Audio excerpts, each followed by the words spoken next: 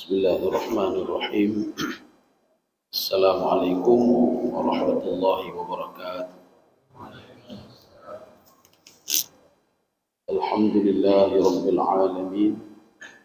Wassalatu wassalamu ala asyrafil anbiya'i wal mursalin wa ala alihi wa ashabihi ajma'in. Raditu billahi rabba wa bil islami dina wa bi Muhammadin nabiyya wa rasulah. Rabbi syrah li sadri wa yassir li amri wa hlul 'uqdatam min lisani yafqahu qawli. Allahumma ja'al jam'ana hadha jam'an marhuma wa tafarruqana min ba'dihi tafarruqan ma'suma. Kaum muslimin dan muslimat sidang jamaah subuh yang dirahmati Allah. Kita lanjutkan kajian kitab Ihya Ulumuddin. Itu masalah fadilah. Ini kita sudah masuk tentang fadilah al-jamaah, fadilah salat jamaah. Jadi kita akan membedakan nanti dari sudut pandang fikih dan dari sudut pandang tasawuf. Jadi di sini Imam Al-Ghazali beliau menggabungkan dua-dua ini. Jadi dua-dua ini digabungkan tentang fadilah salat berjamaah dari segi pahala. Jadi kalau pikir pahala itu kan bukan kajian tasawuf. Kemudian nanti dari segi tasawuf. Jadi untuk apa kita salat berjamaah? Qala sallallahu alaihi wasallam. Rasulullah sallallahu alaihi wasallam bersabda. Jadi nanti ini ada dua paduan dari segi pahalanya dan dari segi tasawufnya. Salatul jamaati tafdulu salatal fardhi bi 27 darajah. Jadi Rasulullah bersabda, itu salat berjamaah itu lebih afdal daripada salat al-fardhi. Fardhi itu sendiri. Bi 27 darajah, 27 derajat. Jadi kalau seorang ditanya nanti kenapa salat jamaah dapat pahala 27? Kenapa tidak jamaah? Biarin satu saja. Jadi dia ini pergi ke masjid karena pahala. Tidak pergi ke masjid karena tidak mau mengejar pahala 27. Ini kalau kita merujuk ke dalam kajian tasawuf juga, ada level khauf. Khauf itu takut. Ada di atas khauf namanya khasyah. Jadi khauf itu apa? Khauf itu dia takut tidak bisa bersedekah. Dia takut tidak dapat pahala. Dia takut tidak dapat pahala. Kalau tidak salat tidak dapat pahala kalau tidak berjamaah. Kalau tidak bersedekah tidak dapat pahala sedekah. Itu masih level-level ini. Artinya dia beribadah itu karena pahala. Kalau ditanya kenapa kamu beribadah supaya masuk ke dalam surga? Kenapa kamu tidak berbuat maksiat supaya tidak masuk ke dalam neraka? Itu level-level bawah. Level di atasnya namanya khasyah. Artinya dia itu bukan mengharap pahala lagi, tetapi mengharap ridha Allah. Jadi sudah mengharap ridha Allah. Dia tidak takut lagi kepada neraka, tapi lebih takut kepada yang menciptakan neraka itu sendiri. Dia tidak mengharapkan lagi surga, tetapi mengharapkan lebih dari surga, yang menciptakan surga itu. Itu level khasyah namanya. Kalau kita itu masih level-level bawah. Kalau ditanya kenapa bersedekah, supaya dapat pahala berlipat ganda. Kenapa salat berjamaah, supaya dapat pahala 27 derajat. Dapat pahala 27. Kenapa tidak salat di rumah? Salat di rumah satu. Jadi ini pada pembukaan ini, fadilah jamaah ini, itu kita mulai dengan fadilah untuk apa salat jamaah. Jadi nanti setelah itu baru kita masuk dalam kajian tasawuf. Ini semua ini terkait semua tentang masalah fadilah dan fikih, tentang fikihnya. Waruya Abu Hurairah radhiyallahu anhu. Jadi diriwayatkan dari Abi Hurairah hadis ini. Faqada nasan. Jadi waktu itu Abi Hurairah melihat manusia kok enggak ada lagi. Waktu salat jemaah hanale urut, tidak ada lagi orang. Fi ba'di salawat faqala. Jadi di sebahagian salat 5 waktu itu jemaah kok sudah kurang, tidak ada lagi jemaah. Apa sabda Rasulullah SAW? Ini hadis ini diriwayatkan oleh Abi Hurairah. Rasulullah bersabda, laqad hamamtu an amura rajulan. Saya itu sudah berkeinginan untuk menyuruh seorang laki-laki yusalli bin nas. Jadi kalau ketemu dengan orang salat jamaah lah. Summa ukhalifa ila rijalin. Kemudian saya akan mendatangi, ada laki-laki yang mereka itu yatakhallafuna anha, tidak salat berjamaah. Fa'ahriqu alaihim buyutahum, saya bakar rumah mereka. Pertanyaannya, apakah Rasulullah pernah membakar rumah sahabat?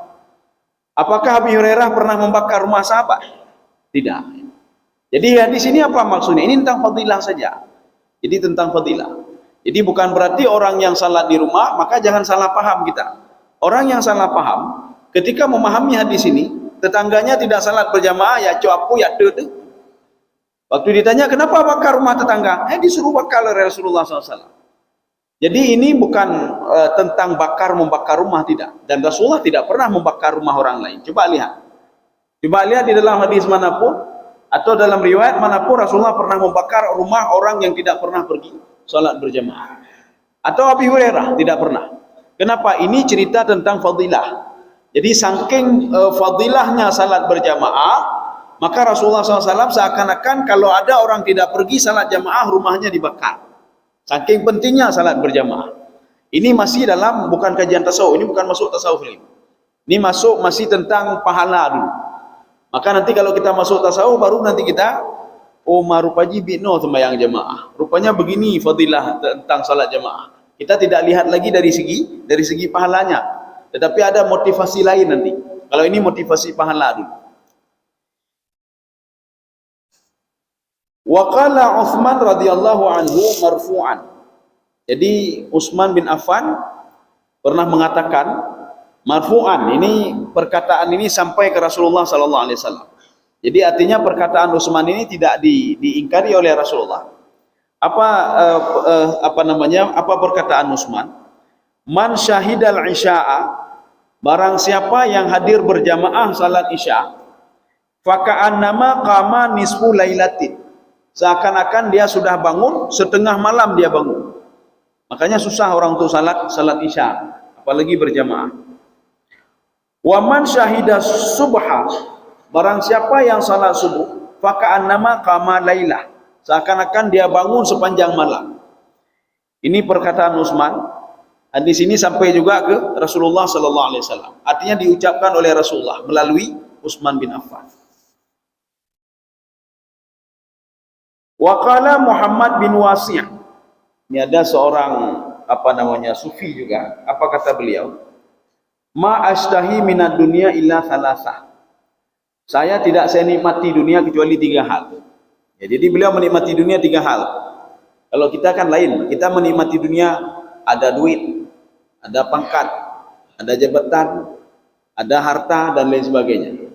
Tapi kata beliau, saya menikmati dunia itu tidak ada lain, cuma 3 hal saya nikmati. Lain tidak nikmat. Kalau harta hilang, jabatan hilang, semua hilang. Tapi yang paling nikmat itu 3 kata beliau. Yang pertama, akhan innahu in ta'awwajtu qawwamani. Ada seorang sahabat, apabila saya berbuat salah, dia meluruskan saya. Ini yang pertama. Itu yang paling saya nikmati dari dunia, kata sahabat ini. Kemudian yang kedua, waqutan minar rizqi afwan min ghairi tab'atin. Jadi saya dapat rezeki itu rezeki halal. Jadi rezeki itu rezeki berkah. Itu yang paling nikmat, sudah 2. Kemudian yang ketiga, wasalatu fi jama'atin, salat berjamaah. Itu yang paling nikmat. Nanti kita lihat nanti kenikmatan sahabat ini melihat dari segi apa? Karena nanti orang beda-beda. Kalau kita tanya kenapa jamaah 27, kenapa berkurban supaya dapat telaga Al-Kautsar, kenapa kamu tidak mencuri, nanti dipotong tangan kalau mencuri. Nanti akan kita lihat nanti dalam kajian tasawuf. Itu belum masuk tasawuf lagi. Itu masih tentang hukum, masih tentang fikihnya. Jadi salat jamaah 27 derajat, semua orang tahu, anak-anak pun tahu, semua tahu. Nanti tasawufnya di akhir, tasawufnya di akhir. Wa qala Hasan, ini masih juga cerita tentang salat berjamaah.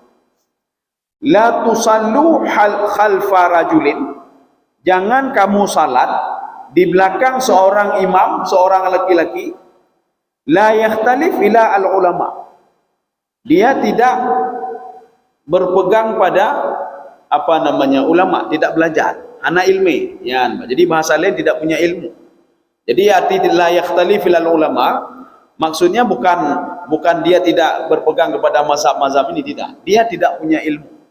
Maka jangan berimam mengikuti imamnya tidak punya ilmu. Ya, ini kata Hasan ya. Karena begini, nanti fadilah jamaah itu akan hilang gara-gara bermasalah dengan imam. Gara-gara masalah imam itu jamaah bisa hilang. Kan kita sudah pernah membahas beberapa pertemuan yang lalu. Ini ada di dalam kitab Al-Fiqh ala Madhahibil Arba'ah, fikih 4 mazhab.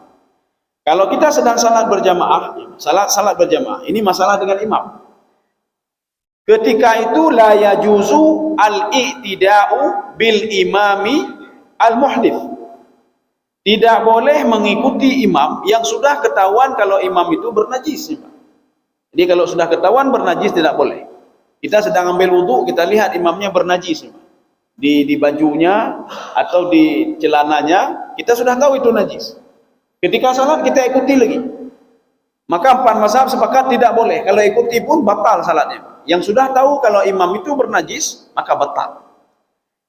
Kita tahu kalau imam itu baru saja motong sapi dan lain sebagainya. Kemudian darahnya kena bajunya. Darah itu najis.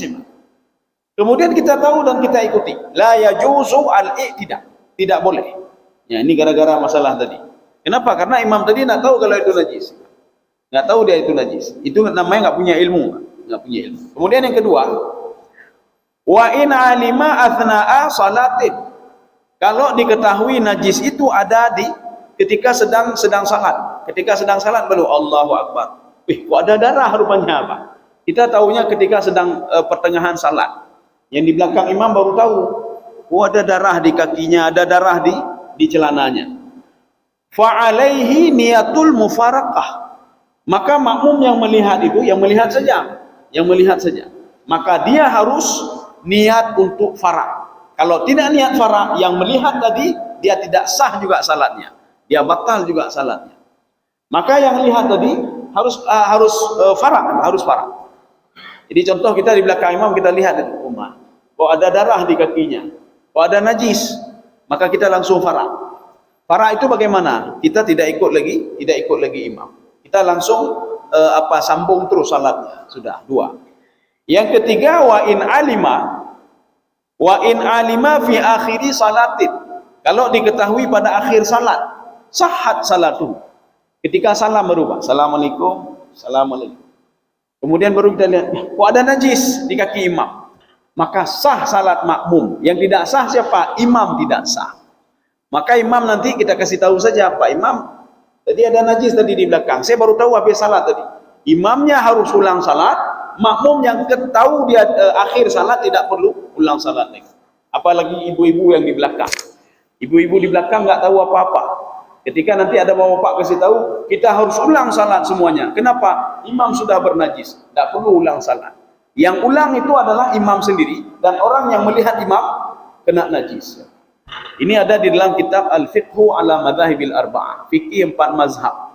Jadi mereka semua sepakat dengan mengatakan seperti itu, la yajuzu al-iqtida' bil imam al-muhdits. Tidak boleh ikuti imam yang berhadas. Ini kan terkait juga imam itu harus punya ilmu. Jadi imam itu tidak mesti suara bagus, tidak mesti sudah hafal Quran, tetapi dia tidak tahu bagaimana cara berwudu. Itu juga bermasalah. Suruh saja dia suaranya bagus sekali, hafal Quran 30 juz. Tetapi dia tidak tahu bagaimana membatalkan yang batal salat, tidak tahu. Ketika sedang batal salat dia tidak tahu melakukan apa. Jadi makanya di sini begitu pentingnya jamaah, sehingga imam pun harus hati-hati kita memilih imam. Kaum muslimin sidang jamaah yang dirahmati Allah Subhanahu wa taala. Mana ini? Mudah. Kemudian dilanjutkan, mathalul ladzi ya'ummun nas. Perumpamaan orang yang menjadi imam. Dia menjadi imam untuk manusia. Bi ghairi ilmin. Dia enggak punya ilmu dia. Langsung maju jadi imam tanpa ilmu.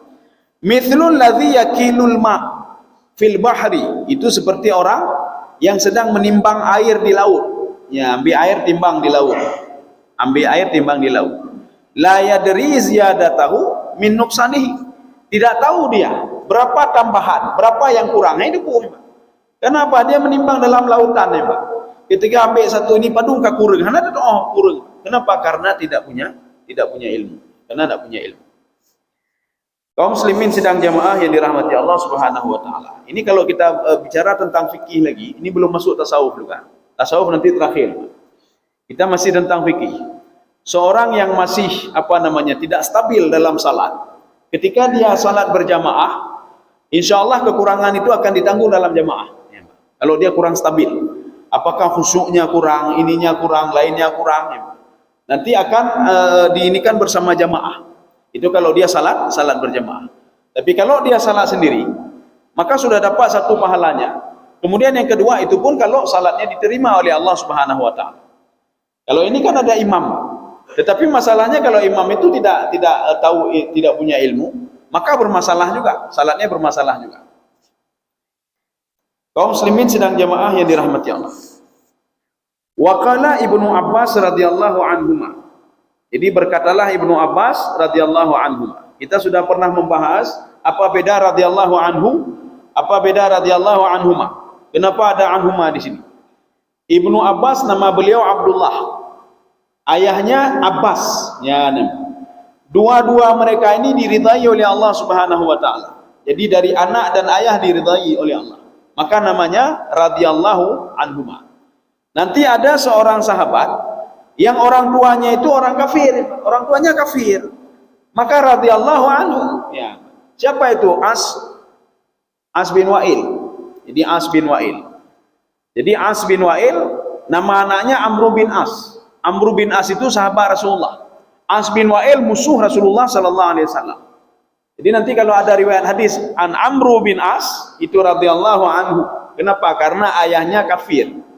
Ayahnya itu mengolok-olok Rasulullah sallallahu alaihi wasallam sehingga turun ayat inna syani'aka huwal abtar. Itu beda radhiyallahu anhu, radhiyallahu anhuma. Jadi dua-dua diridai oleh Allah Subhanahu wa taala. Apa kata Ibnu Abbas? Man sami'al munadi. Barang siapa yang mendengar azan, falam yujib, dia tidak menjawab azan. Ini kita jangan salah paham tentang menjawab azan. Ada 3 model orang ini. Model yang pertama, sedang azan, diam sebentar. Dengar azan, Pak, dengar azan. Dengar azan nih, Pak. KB, kita lanjutkan lagi rapat kita.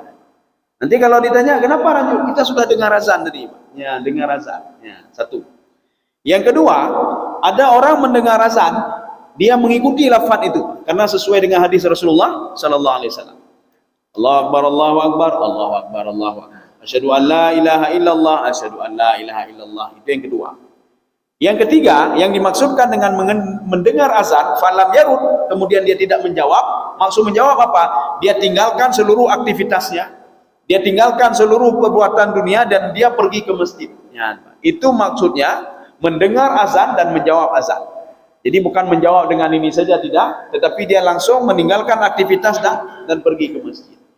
Karena yang menjawab tadi bisa saja dia jawab Allah Akbar, Allah Akbar, Allah Akbar, Allah Akbar. Tapi tidak pergi ke masjid, dia di rumah saja.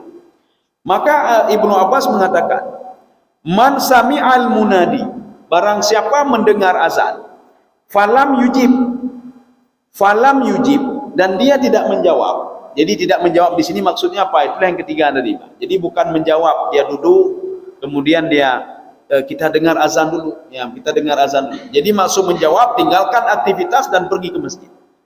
Kalau dia tidak pergi ke masjid atau tidak melakukan salat, anak mencih masjid, ya, artinya nanti kalau di rumah ada ini berjamaah bisa juga di rumah, pergi jamaah di rumah.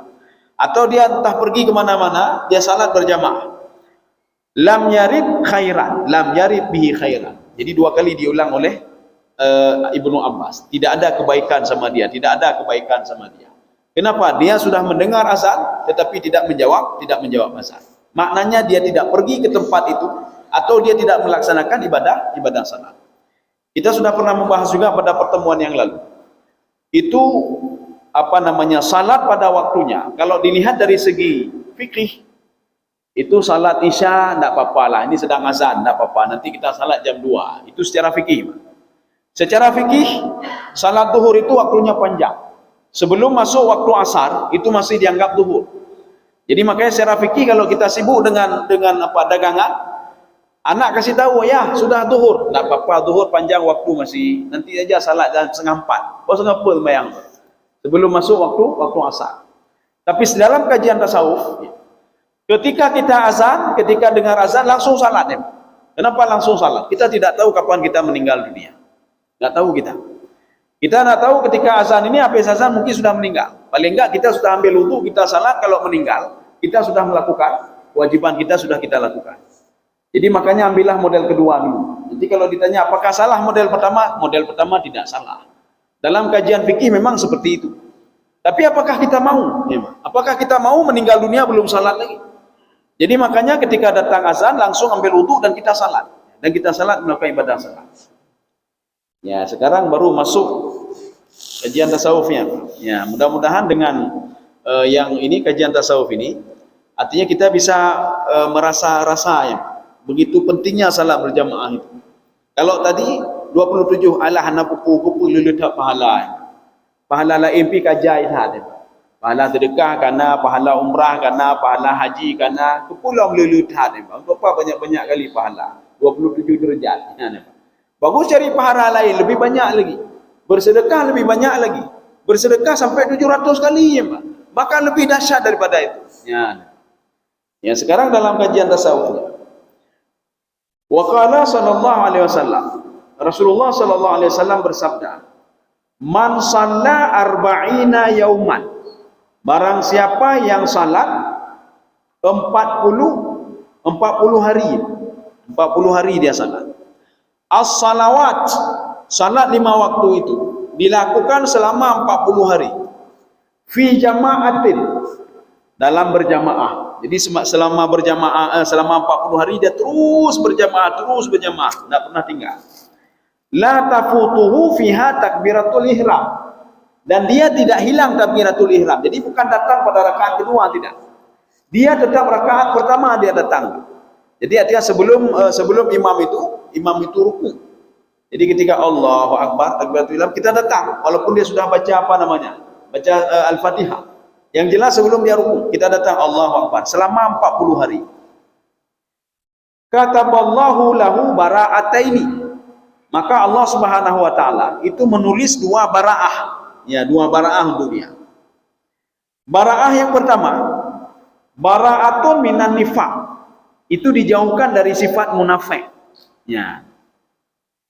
Ini sebelum kita terangkan bara'ah yang kedua. Ini ada apa sebenarnya dengan nilai 40? Ada apa dengan 40? Rupanya ini di dalam kajian tasawuf, supaya seorang itu ridha. Ya, ini kan kita sudah kaji tasawuf, Pak. Kita kaji tasawuf. Kita tidak kaji pahala lagi tadi. Kalau kaji pahala, sedang kita bekerja, azan, alah hana buku tengok pijit jamaah tengok mentemelong 27 derajat. Orangnya bah tabah gini, kurang 26 hana buku, Pak. Besok begitu lagi, alah hana buku, Pak. Kemarin sudah salat di Masjidil Haram, banyak sekali pahalanya. Alah kemarin sudah salat di Masjid Nabawi, pahalanya pun banyak sekali. Itu apa lagi pahala jamaah di sini kan sedikit sekali 27 derajat. Sekarang kita melakukan pendekatan tasawuf. Di dalam kajian tasawuf, seorang itu kalau ingin ridha itu apa? Ridha itu menikmati sesuatu, kenikmatan. Ya, Pak. Itu ridha maknanya, Pak.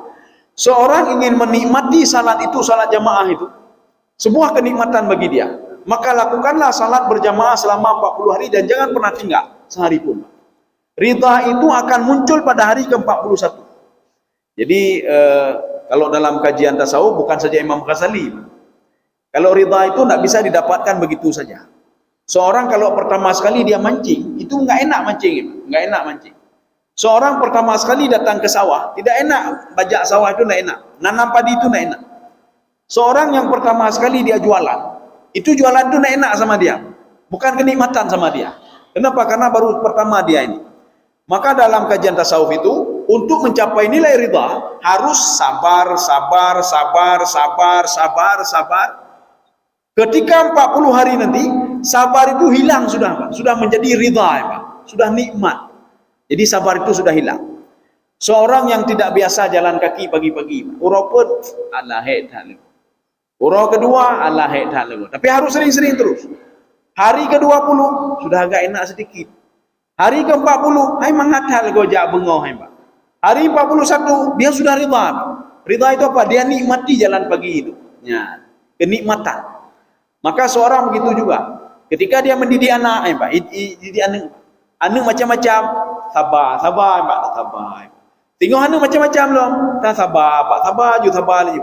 Kemudian macam-macam loh, tak sabar je. Hari 41 kita sudah menikmati anak itu. Ya, nih, Pak.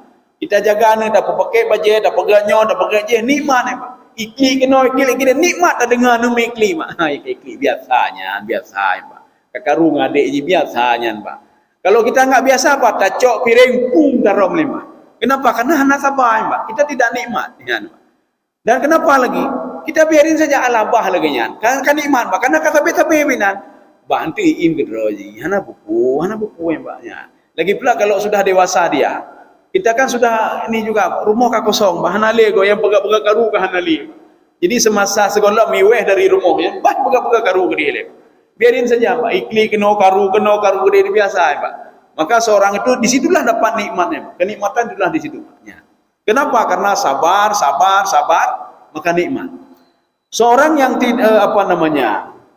duduk pergi ke masjid, duduk itikaf di masjid. Kalau pergi pertama sekali itu susah nih, Pak. Susah. Ya. Lebih enak pergi duduk di kedai kopi lama-lama daripada duduk di masjid. Kenapa? Karena dia belum sabar lagi, Pak.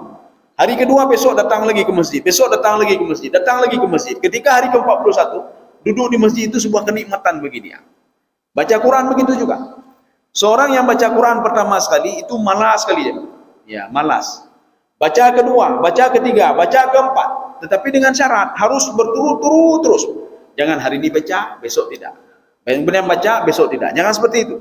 Salat jamaah begitu juga. Kalau ingin dapat kenikmatan salat jamaah, jangan pernah tinggal salat jamaah selama 40 hari. Ya, jangan pernah tinggal. Ketika kita menikmati terus, hari ke-41, salat itu akan menjadi nikmat bagi kita. Nikmat salat jamaah. Baca Quran juga nikmat. Maka kenikmatan ini, ketika seorang menikmati salat jamaah, maka dia akan diangkat oleh Allah sifat nifaknya hanali. Maka berniatlah kita. Untuk apa salat jamaah? Supaya sifat nifak munafiknya gadah dari hati kita. Karena susah sekali hilangkan munafik. Makanya munafik itu bukan yang 3 hal saja. Itu banyak sekali sifat munafik. Ya, sifat munafik itu banyak sekali. Jadi yang kita ketahui, idza haddatsa kadzaba wa idza wa'ada akhlafa wa idza tumina khana. Kalau berbicara dia berbohong. Kalau dia dipercayai dia berkhianat. Idza haddatsa kadzaba wa idza wa'ada akhlafa. Apabila berjanji dia mengingkari. Bukan itu saja. Jadi banyak sifat munafik termasuk dalam Al-Qur'an nanti. Sifat-sifat munafik. Ada juga seseorang itu dia berbuat, Pak. Dia salat, dia mengungkapkan asyhadu an la ilaha illallah, tetapi dia nifaq i'tiqadi, Pak. Bagaimana cara hilangkannya? Itulah melalui salat berjamaah. Jadi niatkan saja ini saya salat jamaah untuk menghilangkan sifat munafik yang ada dalam hati saya. Kalau orang sudah ada sifat munafik, walaupun satu kata Rasulullah, walaupun sedikit, dia sudah dianggap munafik kata Rasulullah. Pada suatu hari ada seorang ibu yang menjanjikan sesuatu kepada anaknya. Ketika itu ibu itu mengatakan apa? Wahai anakku, coba kamu waktu itu datang Rasulullah dan sahabatnya. Wahai anakku, sekarang coba pindah dulu. Nanti ibu kasih sesuatu sama kamu nanti. Ya, rupanya didengar oleh Rasulullah. Kamu janji apa sama anakmu? Saya kasih korma nanti. Korma aja, Pak. Ya. Saya kasih korma. Kalau kamu tidak kasih, kata Rasulullah, setelah saya pergi dari sini, kamu tidak kasih korma untuk anakmu, kamu sudah ada, ciri-ciri munafik sudah ada sama kamu. Maka hati-hati ketika seorang mengatakan kepada anaknya, anakku pun nanti ayah belonyo nih. Tidak kita beli, Pak. Munafik sudah ada sama kita. Ya. Tidak apa-apa anak, nanti ayah beli ini. Kita tidak beli. Hati-hati, munafik itu sudah ada pada diri kita. Seperti yang Rasulullah katakan pada wanita yang menjanjikan sesuatu kepada anak kecil tadi. Jadi makanya yang kita kejar itu sekarang itu. Jadi bukan salat saja. Makanya nanti dikiaskan ke tempat yang lain. Ada seseorang yang kerit, bakhil. Bagaimana cara menghilangkan sifat bakhil itu, bagaimana caranya? Nyanya naubat bakhil. Dan salah satu sebab tidak boleh masuk ke dalam surga adalah bakhil. Maka Allah pernah mengatakan kepada surga, tidak boleh masuk ke dalam surga urun krit yang kita mau surga. Ini bagaimana cara hilangkan sifat krit? Kemudian bagaimana cara hilangkan sifat malas? Bagaimana cara hilangkan sifat tidak mau bersedekah? Gunakanlah metode ini. 40 hari secara berturut-turut. Kita siapkan saja duit. Kita kan kredit. Contoh si A kredit, si A kredit. Dia ingin menghilangkan sifat kredit pada diri dia. Bagaimana caranya? Siapkan saja duit 40.000, 40.000. Setiap hari bersedekah 1.000. Ya, banyak kredit Pak, kredit menyonali mertuh je cil. Nyo kalau kredit, nyo sudah kredit sekali ni Pak. Jadi ambil duit saja 40.000, itu kalau sudah kredit sekali atau 20.000, 500 ni Pak. Bersedekahlah setiap hari Pak, dimanapun itu. Tapi jangan putus-putus. Memang hari pertama gadah kayak gelun teribe. Hari kedua kagadah ka waribe. Hari kelih ka leribe. Hari keput ka peribe. Ketika hari ke-40, sifat ridha itu sudah muncul. Dari mana kita tahu? Hari 41. Karena dia sudah terbiasa. Hari 41 dia kan tak bersedekah lagi. Ada yang aneh sama saya, apa ini? Oh, belum bersedekah lagi. Akhirnya sedekah itu sebuah kenikmatan bagi dia. Kenapa? Dia sudah membiasakan diri bersedekah selama 40 hari. Walaupun sedekah yang dia sedekahkan tadi itu cuma Rp1.000. Ini untuk mengobati penyakit bakhil. Dan kita sudah pernah juga saya ceritakan, kita ulang-ulang saja. Yang seorang anak pembalap itu, ya, nih, saya ceritakan berapa kali itu. Dan ada seorang ibu juga nanya ke saya sudah buat seperti itu. Tetapi kenapa anak saya tidak sama seperti ini? Ya, ditanya. Ya, apa yang dilakukan oleh datuk itu? Jadi datuk ada seorang datuk di Malaysia. Jadi datuk itu senang sekali kepada penghafal Quran. Apalagi habis tsunami kemarin. Dia selalu mengunjungi tempat-tempat hafal Quran. Beliau memberikan beasiswa. Beliau menjadi orang tua asuh. Tetapi sayangnya apa? Anak beliau seorang pembalap. Anaknya pembalap. Jadi motor besar ini. Setiap hari ketika ketemu dengan ayah minta duit dia. Ya, mana duit? Untuk apa? Bukan urusan ayah. Saya mau balap-balap. Ya. Jadi seminggu sekali dia balap. Ya. Kemudian ayahnya tiba mata, Pak. Oh, mana lun? Saya mau anak saya menjadi seorang penghafal Quran. Bagaimana caranya? Karena setiap hari minta duit. Akhirnya apa? Di Al-Quran itu diletakkan dah 5 ringgit. Alif lam mim 5 ringgit. Yang ayat setelahnya itu 5 ringgit sampai juz 30 5 ringgit pun. Ketika anaknya minta duit, kamu kalau perlu duit baca Quran dulu. Berapa banyak kamu baca segitulah kamu ambil. Kamu baca 1 lembar 5 ringgit kamu ambil. Kamu baca 2 lembar ambil 5 ringgit lagi. Kamu baca semuanya ambil semuanya. Wah, mudah sekali cari duit kata anaknya. Anaknya tidak tahu kalau orang tuanya ingin mengajarkan kepada anaknya untuk ridha, Pak, menikmati sesuatu. Dengan menjalankan apa? Terus continue dia baca. Bah habis peng tadi. Ya kata orang tua, biarin habis duit. Saya ingin mengajarkan anak itu kenikmatan baca Quran. Rupanya apa? Anak itu nak sadar, Pak, kalau dia sedang dididik oleh orang tuanya untuk menikmati baca Quran. Hari ini apa? Dia baca 2 lembar. Wah, enak kali rupanya ya, kata dia. Enak sekali cari duit. Dengan baca Quran kita dapat duit. Dia baca lagi makin banyak duit dia. Setelah khatam dia ketemu ayahnya. Ya, duit sudah habis. Dia pasang lagi oleh ayah, Pak. 1, 2, sampai juz 30. Rupanya setelah sebulan, 2 bulan, anak ini itu tibi mata nih, Pak. Sedang dia baca Quran, tibi mata. Apa kata anak ini? Ya, saya mau menjadi penghafal Quran. Saya mau menjadi penghafal Quran, katanya, Pak. Kenapa ini muncul? Karena sudah sering dia baca Quran. Sebulan, 2 bulan sudah sering baca Quran. Saya mau menjadi penghafal Quran, nak mau menjadi pembalap lagi. Akhirnya ayahnya senangnya luar biasa. Dibawalah ke Aceh, Pak. Dibawa ke Aceh. Ya, pimpinannya tunjuk ke saya, itu anaknya Ustaz. Itu nyok balun, Pak. Anaknya kecil-kecil. Ya, nah, itu anaknya. Saya tanya, sudah berapa juz dia hafal? Ini sudah hampir 15 juz. Membelah juz, Pak, dia hafal Quran. 15 juz. Dari 0 tadi seorang pembalap, dia sudah bisa hafal Quran 15 juz. Intinya apa yang kita ambil apa? Dia sudah menikmati baca Quran itu. Kemudian ada seorang ibu mendatangi saya. Ya, ibu kan ibu Malaysia, awak ini. Saya praktek begitu, saya tempel duit ini. Kemudian anak saya kok nggak jadi menghafal Quran. Berapa kali ibu tempel? Ya cuma berapa kali aja. Oh, nggak bisa, Bu. Nggak bisa, Bu. Ya, Pak. Coba ibu buat selama 40 hari. Habis pempelon. Ya. Ya begitulah untuk mendidik ridha ibu. Habis peng deh. Biarin saja. Biarin saja. Jadi makanya ingin kita ungkapkan begini. Sifat ridha itu akan muncul ketika seseorang itu kalau kita sesuaikan dengan hadis Rasulullah. Selama 40 hari. Ya, 40 hari. Maka nanti coba lihat di dalam Al-Quran. Itu nilai-nilai 40. Dalam cerita Israiliyat juga nilai 40. Ada 40 semua itu. Nabi Muhammad diangkat menjadi Rasul 40 ya. Diangkat menjadi Rasul 40 tahun. Kemudian Nabi Musa alaihissalam itu 40 hari juga. Kemudian Bani Israel ketika mereka selamat dari Fir'aun itu, selama 40 tahun mereka di perkampungan Tih. Kemudian Allah dalam Al-Quran mengatakan, kalau kalian mencapai umur 40 tahun, ya, hendaklah kalian itu Rabbi Auzi'ni mengucapkan itu. Kemudian Rasulullah mengatakan dalam hadis lain, kalau ada seseorang umurnya sudah 40 tahun, tapi akalnya masih sebelum akalnya itu sama seperti belum 40 tahun, maka rugi dia, kata Rasulullah SAW. Dan Rasulullah mengatakan seorang itu matang pemikirannya umur 40 tahun. 40. Maka saya pernah mengatakan ke teman saya, coba kita lakukan penelitian, ada apa dengan 40 itu? Rupanya setelah diteliti, 40 itu adalah keridaan seseorang, kematangan seseorang itu ada pada nilai 40. Ya. Maka paksalah anak untuk salat terus berjamaah selama 40 hari terus berjamaah. Dengan sendirinya anak itu akan menikmati salat berjamaah itu. Akan dia nikmati, Pak. Ada anak kita itu nak mau duduk di kedai, Pak. Ai nak duduk kedai ni. Han ya han. Pane nak duduk ke kedai lu ka bakkan duduk, Pak. Mana nak buat kedai? Neduk laju kita paksa Pak selama 40 hari. Hari 41 nikmat dia duduk di kedai Pak. Cukup nikmat duduk di kedai Pak. Ya.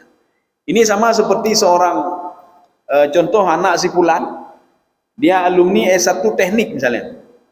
Tahun pertama enggak diterima kerja, tahun kedua enggak diterima kerja, tahun ketiga enggak diterima kerja, tahun keempat enggak diterima juga. Akhirnya ayahnya mengatakan, "Nak, ambil cangkol pergi ke sawah, nak." Anaknya mengatakan, "Ya, saya ini pendidikan saya S1 teknik. Masa saya pergi ke sawah buat cangkol?" Itu sawah-sawah kita, semua punya kita, nak perlu biaya anak. Malulah saya, kata anaknya. Akhirnya hari pertama dia datang ke sawah itu. Cangkol yang beratnya 5 kilo, dia ke 20 kilo. Ya, tangking malainya dia, malunya dia, pergi ke sawah. Hari kedua begitu juga. Hari ke-20, agak enak sedikit nampaknya ke sawah ini, Pak. Hari ke-40, dia sudah nikmat di dalam sawah ini, Pak. Kan nikmat nih, Pak. Sehingga ketika diajak oleh temannya, ini sudah dibuka formasi kita. Tidak, saya cukup di sini saja. Kan nikmat lu di sini. Ya. Maka kenikmatan itu, kalau di dalam bahasa tasawuf namanya ridha. Namanya ridha. Maka ketika kita salat, apakah salat subuh tadi? Kalau belum nikmat, berarti ridha belum ada lagi, Pak. Sedang tertemayang, belum nikmat lagi, Pak. Salat itu belum nikmat. Nikmat itu bagaimana nikmatnya? Seorang itu kalau dia pergi goes-goes, panas pun tidak ada masalah dia, Pak. Hujan pun tidak ada masalah. Kenapa? Goes-goes itu sebuah kenikmatan bagi dia. Kalau ditanyakan kemana kita goes-goes, di ulam no ni, tidak ada masalah sama dia. Kenapa? Goes-goes itu kenikmatan bagi dia. Tapi coba ajak kita, Pak, kita pakai kan tanghan sang gede. Tadayung truk longam dah kata tu aki, Pak. Ai tadayung longam pulau mujur ni, Pak, pulau mujur. Apalagi panas sih, Pak. Tetapi bagi orang yang menikmati goes-goes itu enggak ada masalahnya, Pak. Sama juga seperti orang yang sudah menikmati ibadah salat. Maka kalau kita selama ini salat kita belum nikmat lagi, maka biasakanlah salat jangan pernah terlambat, ya, Pak. Jangan pernah terlambat selama 40 hari. Rasakan perbedaannya ke hari ke-41. Kenikmatan ibadah itu akan ada. Seorang yang malas bersedekah, lakukanlah hal seperti tadi. Seorang untuk menghilangkan penyakit ribah, ya ribah. Ribah itu kan ngomongin orang lain, kegegok. Ya. Bagaimana cara hilanginnya? Hari pertama biasakan 40 hari. Hari pertama paksakan mulut untuk tidak ngomongin orang lain. Ya, nyobek kegegok orangnya. Ketika ada orang ajak, "Han, lun sudah berazam meronyoh anak kegegok." Berarti kalau pertama sudah ni kabere ropun kabere. Uro kedua, anak kegegok cik, tidak ada ngomong lagi, beres. Hari ketiga beres juga. Sehingga ketika hari ke-40 kita sudah rida untuk tidak ngomongin lagi orang lain. Itu untuk menghilangkan penyakit ribah, ngomongin orang lain. Maka gunakanlah konsep ini. Kita lanjutkan aja sedikit lagi ini. Ya. Ini dua baraah tadi, yang salat selama 40 hari tidak putus-putus dan tidak pernah tinggal takbiratul ihram.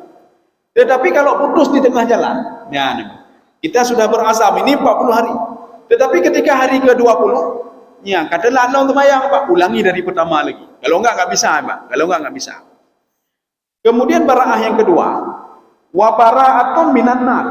Baraah dari neraka. Ya, jadi baraah dari neraka. Keselamatan, diselamatkan dari neraka. Yang pertama diselamatkan dari sifat nifaq, munafik. Maknanya apa? Kita sudah menikmati, kita menikmati jamaah itu. Lagi orang berdoa, menikmati doa, lagi orang baca Quran. Dia nikmati baca Quran itu, Pak. Itu sebuah kenikmatan bagi dia. Maka tidak perlu heran kalau ada orang berzikir di masjid sendiri, dia zikir, tijau memang berzikir, la ilaha illallah, berzikir tijau berzikir. Itu sudah ridha dia, Pak. Dia sudah ridha itu. Ada orang duduk di kedai kopi berjam-jam, dia sudah ridha ya, Pak. Ya, nikmat, kan nikmat ya, Pak. Kenapa? Karena dulu dia enggak terbiasa, Pak. Orang pun duduk kedai kopi itu tahan. Orang kedua tak mangat. Orang kelek mangat. Orang ke Poplo itu sudah nikmat dia duduk di situ. Sehingga duduk pagi pulang sore, Pak. Ya, Pak. Duduk pagi pulang sore. Nya kopi pancung lah, Pak. Kopi pancung. Kenapa? Nikmat, Pak. Kopi pancongan nikmat, Pak. Dupi nikmat ya, Pak. Itu ridha sudah ada sama dia. Ya.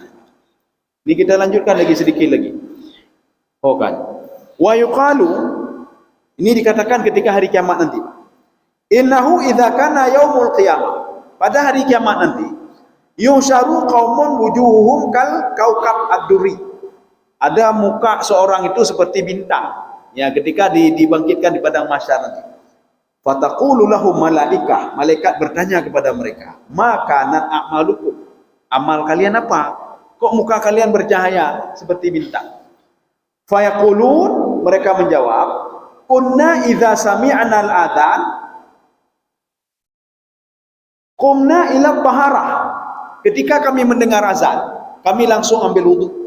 La yashghaluna ghairaha. Kami tidak disibukkan dengan yang lain kecuali mendengar azan, kami ambil wudu dan pergi ke masjid. Itu mukanya seperti muka bintang. Tsumma tusharu ta'ifatun wujuhum kal aqmar. Ada juga di padang mahsyar mukanya seperti bulan, lebih terang lagi dari bintang, lebih terang lagi dari bintang. Fa yaquluna ba'da su'al. Ketika ditanya oleh malaikat, kenapa kalian lebih cahayanya lebih dahsyat lagi? Kunna natawadda qabla al-waqti. Kami sebelum waktu azan sudah kami berwudu. Ya, sebelum azan sudah berwudu dia. Kalau tadi pas azan dia berwudu. Ini sebelum pergi ke masjid, sebelum azan dia sudah berwudu terlebih dahulu. Summa tusharu ta'ifatun wujuhum kasyamsi. Ada juga, ini yang susah kita, Pak. Ini yang susah, yang ketiga ini susah. Ada kelompok mukanya itu seperti cahaya matahari. Fayaqulun, ketika ditanya oleh mereka menjawab, kunna nasma'ul adzan fil masjid. Kami mendengar azan sedangkan kami sudah di masjid. Dengar azannya di masjid, bukan di rumah. Ya. Oke. Saya rasa cukup sekian. Ya. Jadi sudah 6:30 lewat. Ya. Jadi mudah-mudahan ada manfaat. Insyaallah pertemuan selanjutnya itu ada juga ini pembahasan tentang khusyuk. Untuk apa kita khusyuk? Untuk apa ada apa dengan sujud? Untuk apa khusyuk? Tapi dari segi tasawuf. Jadi bukan lihat khusyuk itu dari segi fikih. Kalau dari segi fikih, kalau tidak khusyuk maka salatnya tidak diterima. Nanti kita lihat dari segi tasawuf. Sama seperti tadi, fadilah jamaah. Kalau kita lihat dari segi pahalanya, mungkin seorang tidak akan termotivasi. Alah kepu lu tak ke pahala lu. Haji mentang ke pandu, umrah mentang ke pandu. Tapi lihatlah dari segi tasawufnya. Paling enggak sifat nifak kita hilang, munafik kita hilang. Kemudian kita dijauhkan dari neraka. Dan paling enggak kita menikmati sesuatu. Gara-gara kita salatnya terus continue, kita akan muncul sifat ridha. Ya, ridha. Kalau dalam salat sudah ridha, insyaallah yang lain akan ikut ridha semua. Dalam hal lain akan ridha. Mudah-mudahan ada manfaat bagi saya sendiri jemaah sekalian. Subhanakallah wa bihamdika, asyhadu an la ilaha illa anta, astaghfiruka wa atubu ilaik. Assalamualaikum warahmatullahi wabarakatuh.